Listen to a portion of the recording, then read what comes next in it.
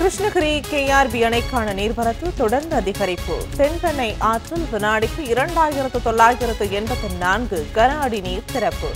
ஆற்றங்கரையோரத்தில் உள்ள 3 மாவட்டங்களுக்கு வெள்ள அபாய எச்சரிக்கை.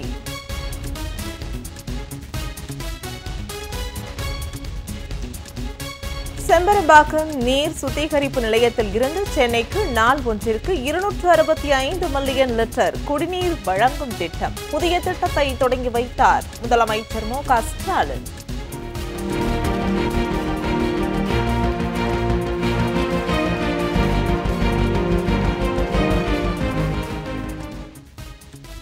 ஆவடி, பூவிருந்தவள்ளி, மாங்காடு, திருமழிசை உள்ளிட்ட பகுதிகளுக்கு குடிநீர் விநியோகம் செய்யப்படும் என்று அறிவிப்பு.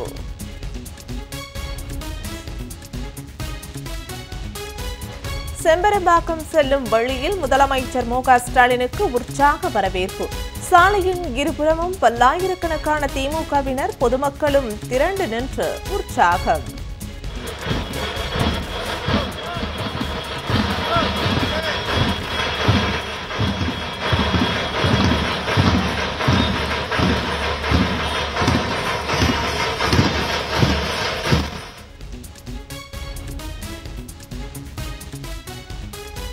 போலியான கட்டிப்பிடித்தலும் வெற்று முழக்கங்களும் வெளியுறவு கொள்கை அல்ல. ஒன்றிய பாஜக அரசு மீது காங்கிரஸ் தலைவர் மல்லிகார்ஜுன கார்கே விமர்சனம்.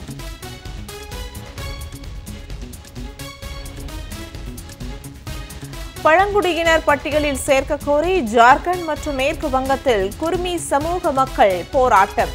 பல்வேறு பகுதிகளில் ஆயிரக்கணக்கானோர் ரயில் மறியலில் ஈடுபட்டதால் பரபரப்பு.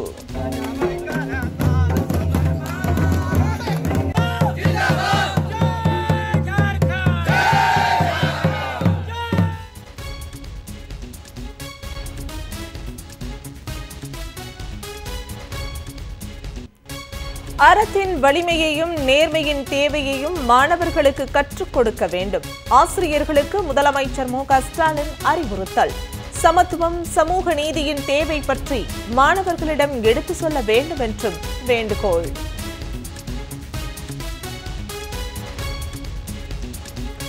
தூத்துக்குடியில் 30,000 கோடி ரூபாயில் மதிப்பில் 2 கப்பல் கட்டும் தளங்கள் அமைகிறது. திராவிட மாடல் ஆட்சியில் தமிழ்நாட்டின் தொழில்துறை வரலாறு காணாத வளர்ச்சியை பெற்று வருவதாக அமைச்சர் டி.ஆர்.பி. ராஜா பேட்டி.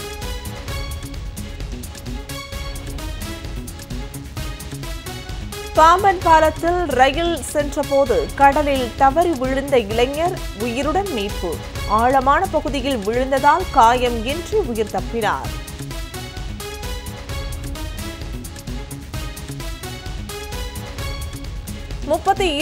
பிட் மைக்ரோ பிரஷர்ஸ் வடிவமைப்பில் தமிழ்நாட்டைச் சேர்ந்த விஞ்ஞானி மூக்கையாவின் பங்கு மகத்தானது. இஸ்ரோவின் முன்னாள் தலைவர் சோம்நாத் புகழாரம்.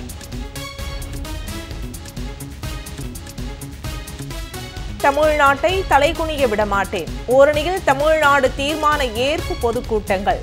மாநிலம் முழுவதும் இன்றும் நாளையும் நடைபெறும் என திமுக தலைமைக் கழகம் அறிவிப்பு.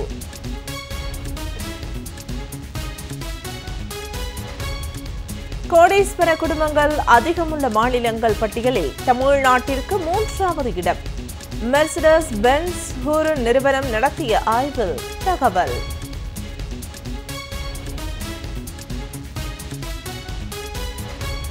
மீண்டும் 82,000 ரூபாயை தாண்டிய ஆபரண தங்கத்தின் விலை. கிராமிற்கு 60 ரூபாய் உயர்ந்து 10,290 ரூபாய்க்கு விற்பனை.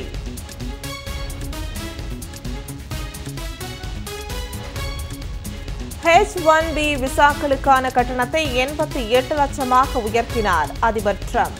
அமெரிக்காவில் பணிபுரியும் இந்தியர்களுக்கு சிக்கல் அதிகரிப்பு.